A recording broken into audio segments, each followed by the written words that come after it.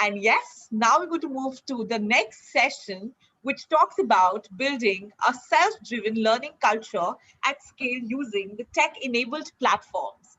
I know this sounds really interesting, and believe me that companies have always wanted to future-proof their workforce ability to respond to the unexpected and are moving from an efficiency-driven organization to one more focused on agility and resilience. Who's the chief learning strategist at Edcast, and he has 20 plus years of experience in L&D, M&A, and HR technologies with international blue chips like Bosch, Alstom, General Electric, and Danone.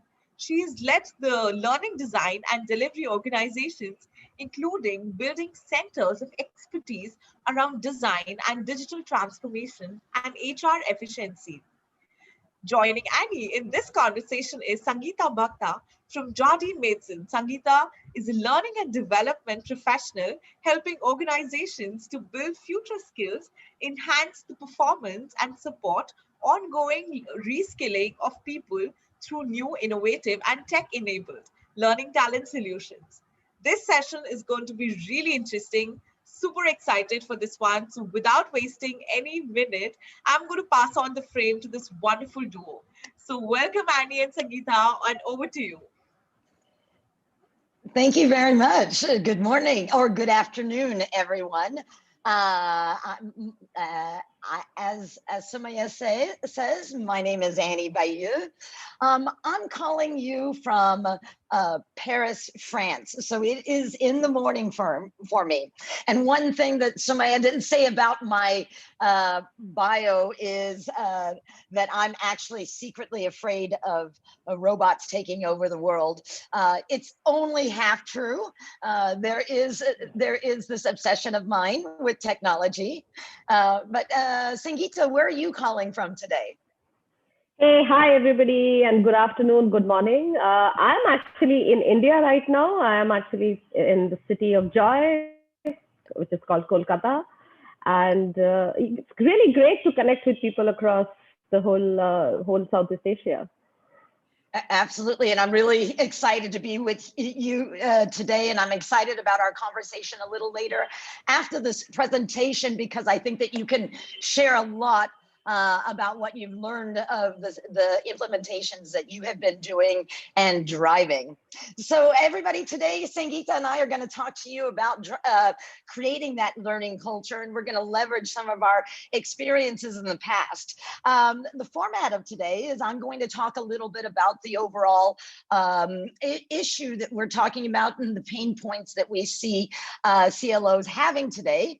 And then I'm going to pass it over to Sangeeta, who is going to talk a little bit in context of about what she's been doing at Jardine Matheson's to drive that continuous learning culture that everybody is looking for.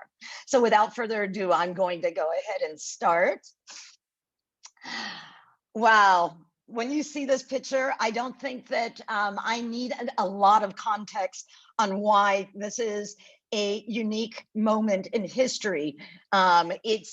It's difficult to go anywhere without hearing about the pandemic and its effects. And it does have a lot of effects. But what we do know up to now is the effects that it has, there's really no going back.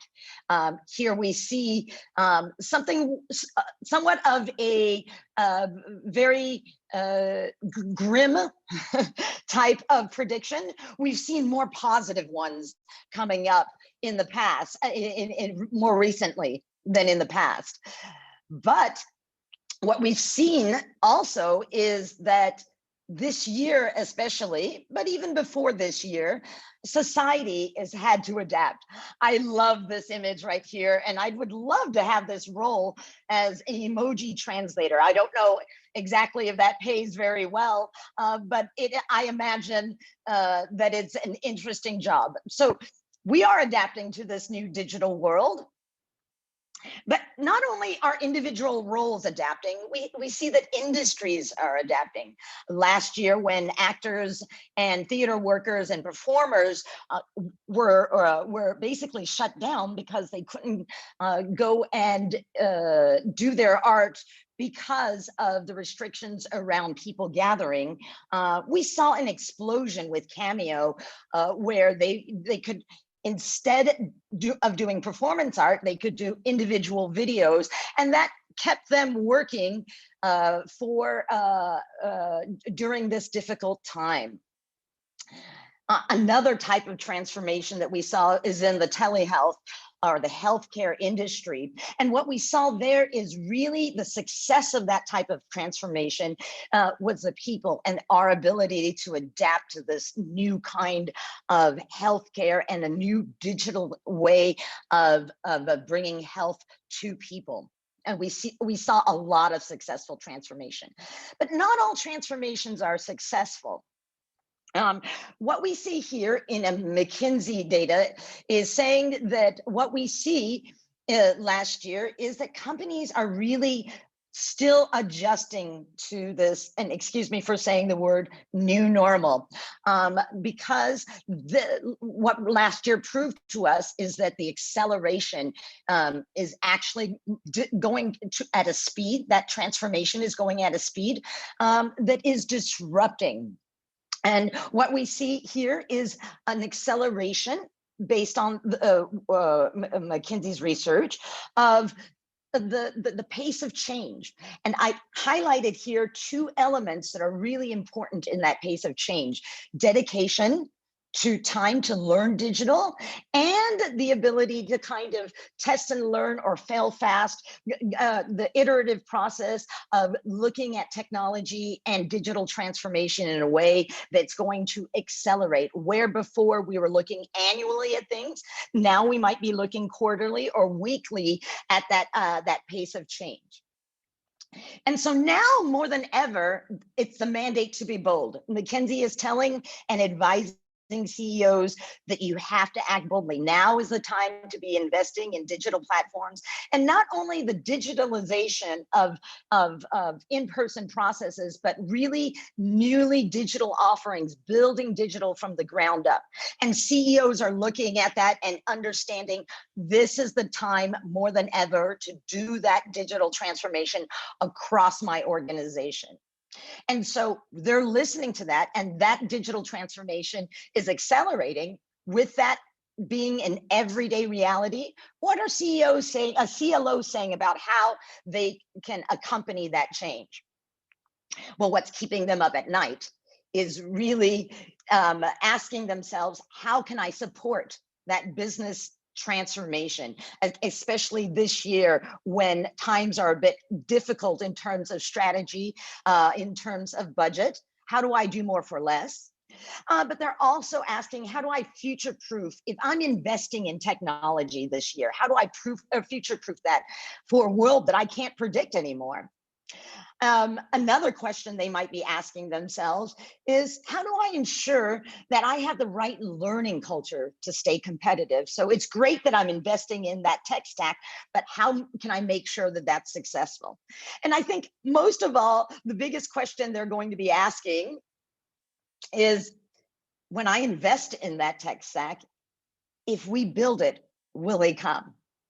Well, to answer that question and to help you to think through if you're thinking of that strategy, Sangeeta is going to talk now a little bit about how she did that at Jardine Matheson's.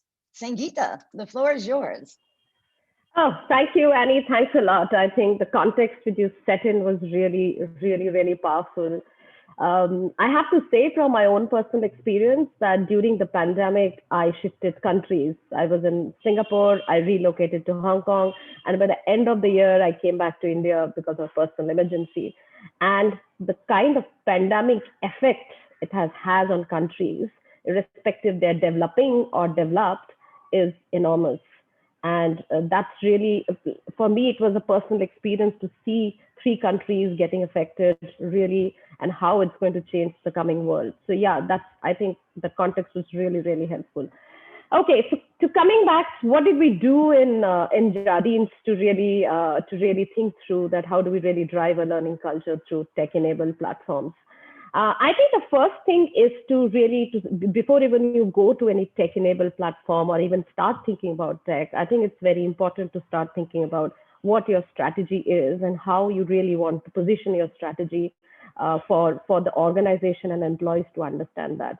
So for us, it had a two-pronged approach to kind of capability building and the way we are structuring it. The first approach is, I think, very traditionally known to organizations and known specifically to L&D. And that's what we actually are now going more deeper into by creating more academies. And I know in the earlier session, Peter has covered this in terms of how we are really thinking very, very deeply into the capability building and the capability academies. So however, the second approach is far more, now we are kind of defining that the whole approach is to create an environment where with right people, with right process, with right platforms, right opportunities, is promoting ownership towards self-development. And for that, one of our enabler is Connect, our EdCast platform. And through that platform, what we are really wanting is to enable distribution, reach, focus on continuous learning habit. One thing I think we definitely know that getting a platform suddenly won't bring that change. And later in the slides, I'll cover that how we are thinking holistically in terms of how can we enable the culture. In fact, this whole space in terms of, as we are learning about it ourselves, in terms of how do you really build a continuous learning culture, sometimes what happens is that within learning, it looks like that you're trying to cannibalize your own flagship programs or flagship capability academies. In fact, the way we thought about it is actually it is complementary, where employees, as they go through any capability academy, can continue to learn and interact with the alumni group after they have gone through. And or if some of the employees are not part, which actually is the reality, that most of the employees are not in the pool of organization-led initiatives, still development opportunities are available to them, which suddenly then accelerates the kind of capability development we are planning at the group level. So these are the two approaches we kind of thought about, and we're kind of working towards it to make it a reality. As we started thinking about, if we move to the next slide, we will talk about that. How did we actually thought about how do you really enable the lifelong learning culture? And I really like this point of digital lipstick. And many times organizations, and personally, I also have gone through that journey where I thought that, oh, bringing a tech platform would really solve it, but not really. That's just, I would say, the start of solving the problem. And that's the reason the need was to really think about a holistic approach of how do you bring really lifelong learning to life. And to that effect, what happened was that after we completed the pilot, we really started thinking, how do we really scale this? How do we really build capability as a scale? And to that level, we brought this holistic marketing approach with a B2B and a B2C. I'm sure people who have marketing background, or even if they don't have, they have heard about a B2C approach and a B2B approach. And that's what exactly we kind of copied and implemented in this context.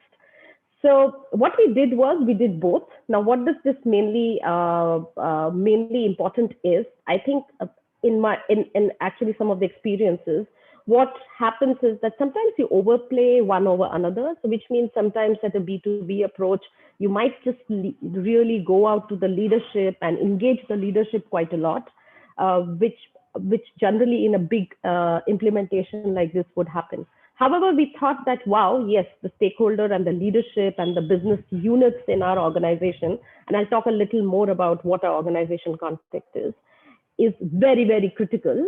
However, we really need to reach out those early change champions. We need to reach out to those early shakers and movers. Actually, need to reach out to the actual learners, because many a times what happens that leadership can become gatekeepers, and which can create kind of an echo chamber, where bringing in a learner's context is super, super helpful. And that's the reason we kind of thought about the B2C and B2B. Now, what is B2C? So B2C is predominantly that we go to the learner directly, and it's a top-down model where we go and directly interact with the users with two outcomes.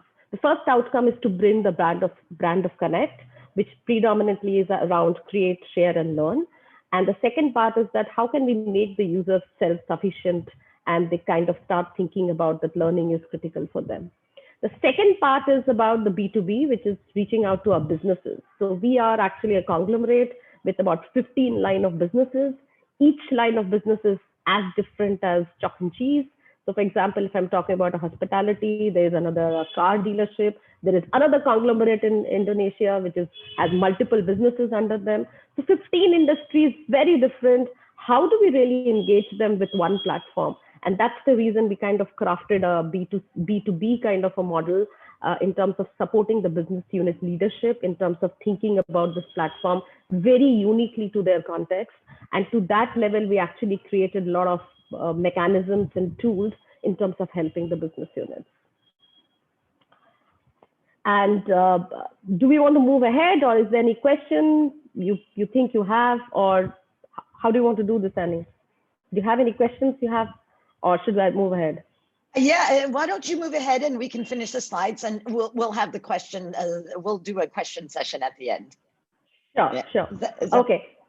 Yes, absolutely. So in the terms of, what I'll do is I'll do a deeper dive into what the B2C and B2B actually kind of covered.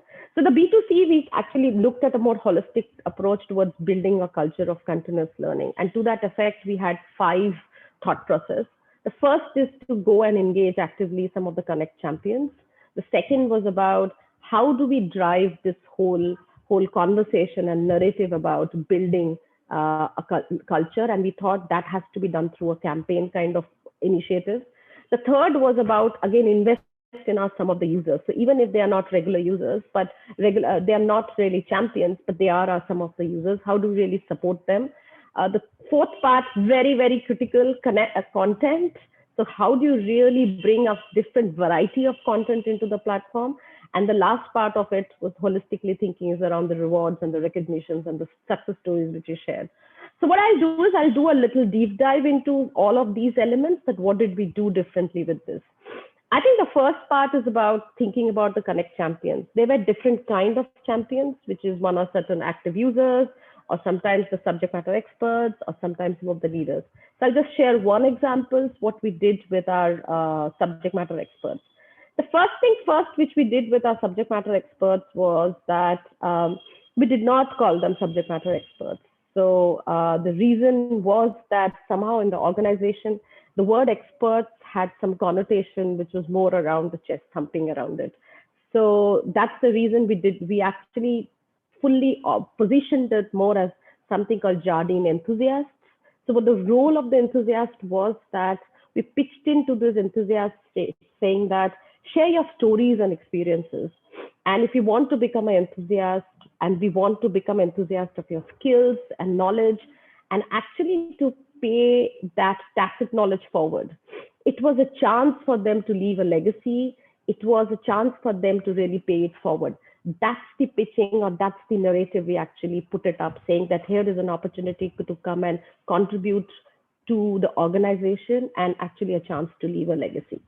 When we thought about JEs, Jardine enthusiasts, we thought about them into 3 profiles. So the first profile was somebody like an influencer. So we heavily borrowed from the social media industry, that somebody is an influencer who is recognized as an expert and has an existing audience. And if they come into the platform because they have a ready audience internally or externally, that would kind of bring people into the platform.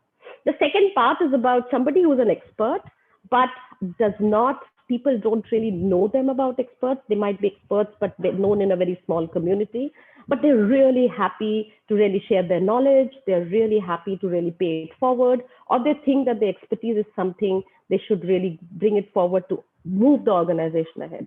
The third profile which we looked at was called aspirers. Now, not all of us are experts in something, but we definitely, a lot of us have eagerness to learn and own a topic and looking at specializing in that. And that's where we call the aspirers. So the way that we look at it, the aspirers can be actually work and support the influencers and the experts. So these are the 3 kind of profile we kind of looked at internally to find that where is that, but these people, where are these people? Interesting is because Connect was kind of a big bang in this organization. We didn't have a background around this. So how did we go about looking for these people? We really didn't have any set of subject matter experts or Jardine enthusiasts whom we can really tap upon.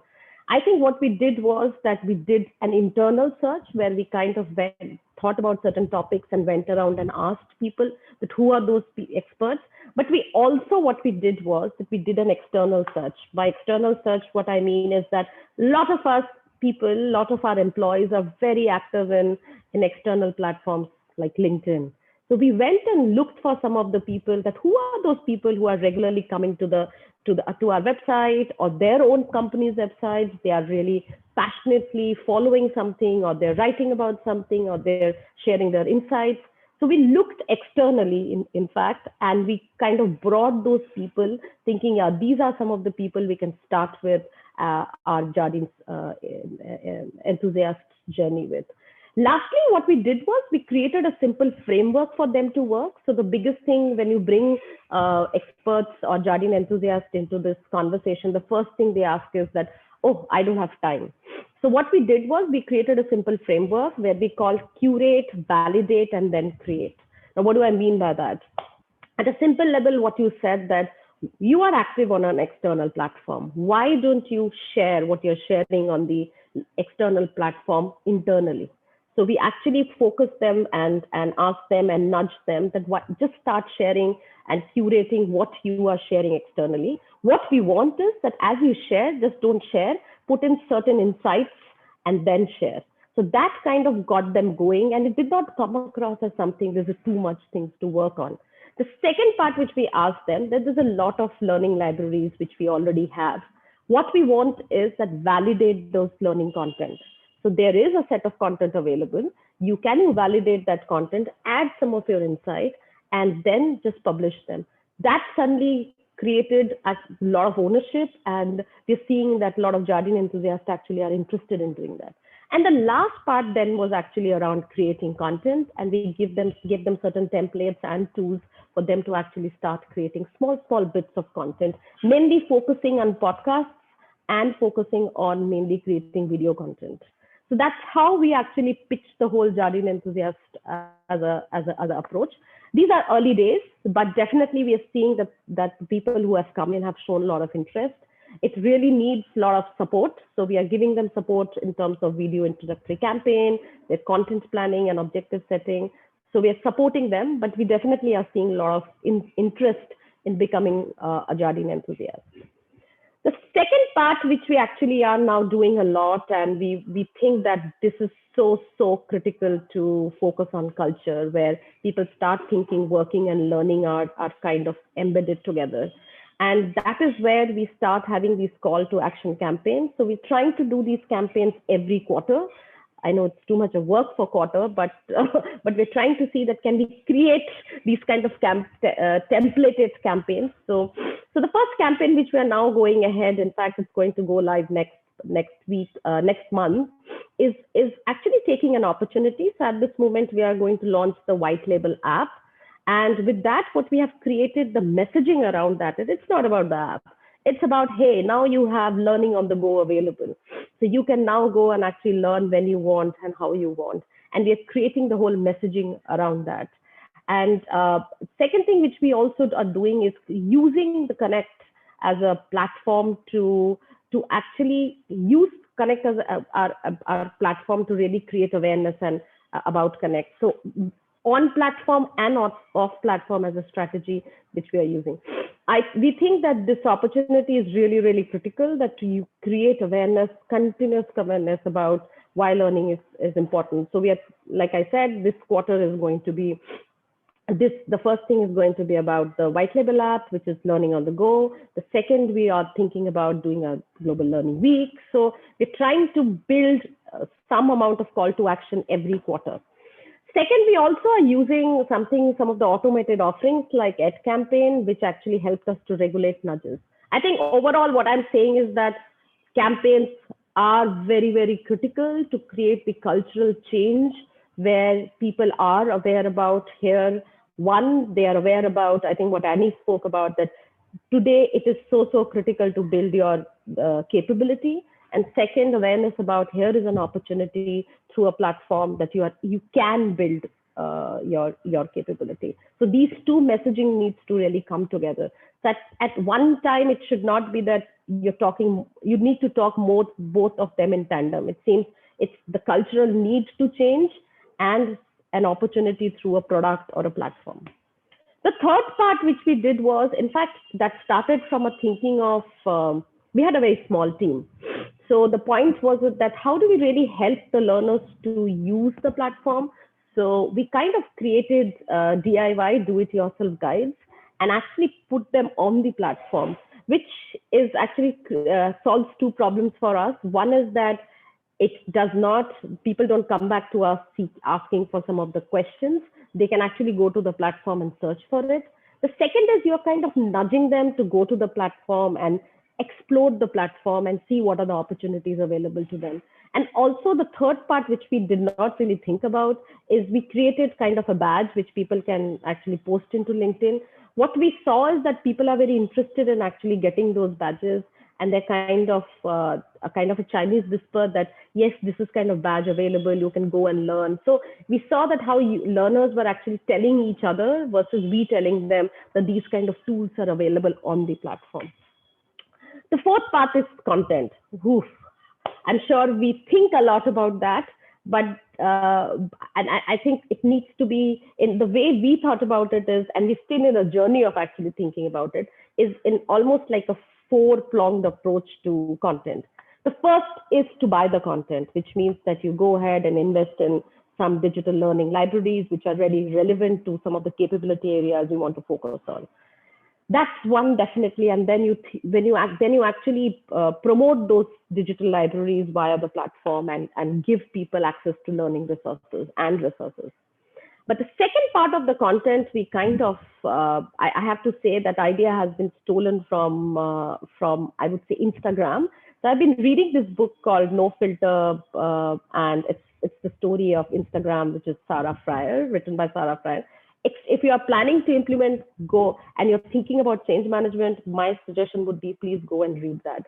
So one of the things which Instagram speaks about is building of community and how they actually set up teams who actually was focused on just building the community. And that's exactly what we are trying to do with the second part, which is, for example, what I've shown you here is a talent and learning community. This community, if the community comes together and starts to learn from each other, then that creates a really far more cultural enabler and accelerates cultural change versus, I think, one person at a time. That is something I think we are trying to focus. We have to say we are not yet there, but definitely a lot more focus on how can we ask people to come into communities and actually learn from each other as a community. And what we are realizing is the community can be based on functions. It can be based on other things. For example, we have a football club on the platform also. But what you're trying to do is that we're trying to get people on the platform for any reason.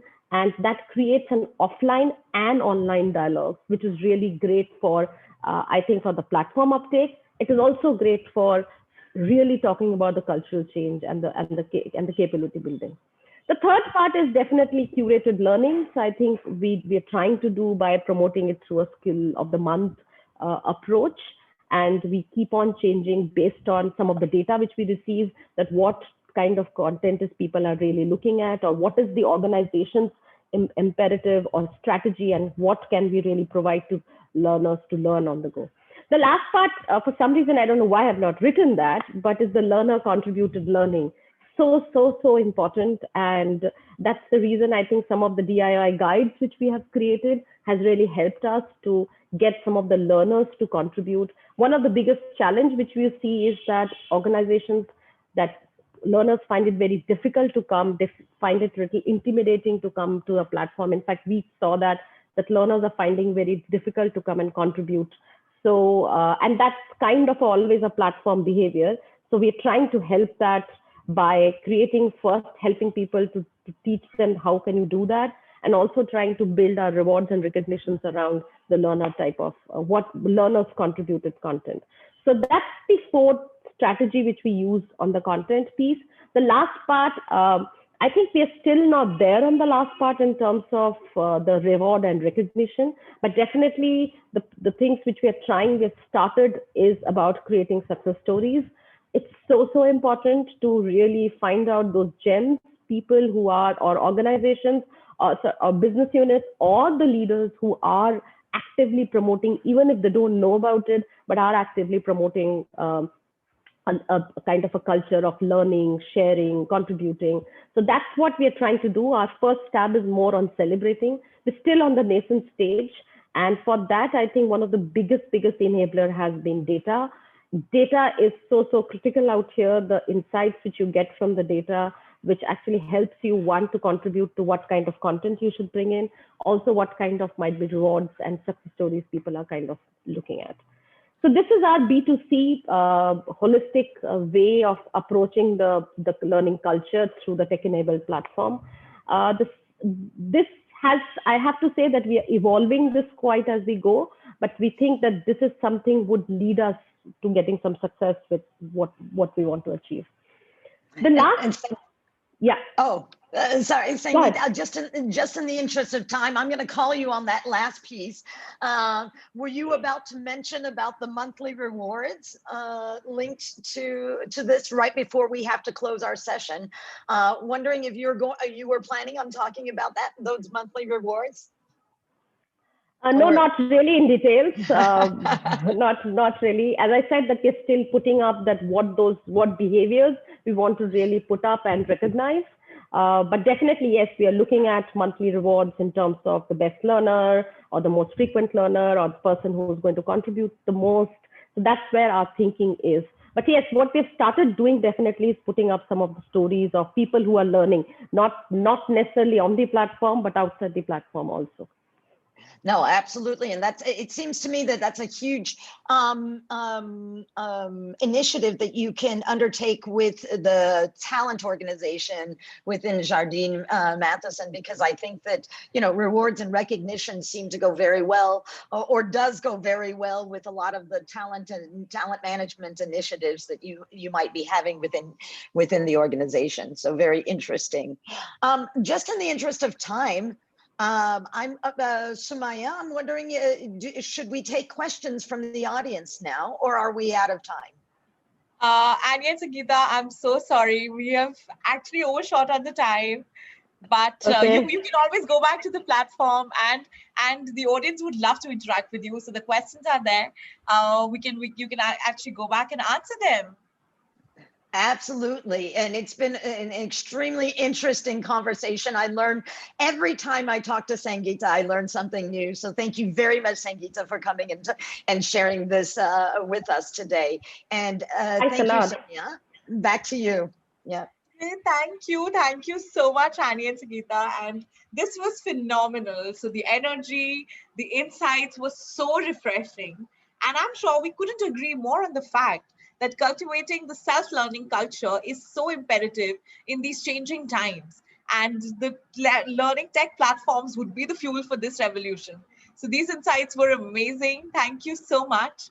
And with this, I bring you all to the end of the session. I'm going to see you for the next session, which is an exciting fireside chat with Shreyasi Singh from Harappa and Ivy Yap from OCBC Bank. So I'm going to see you on the other side of the agenda. Thank you so much for joining, everyone. Thank you. Thank you. Thanks a lot for having me.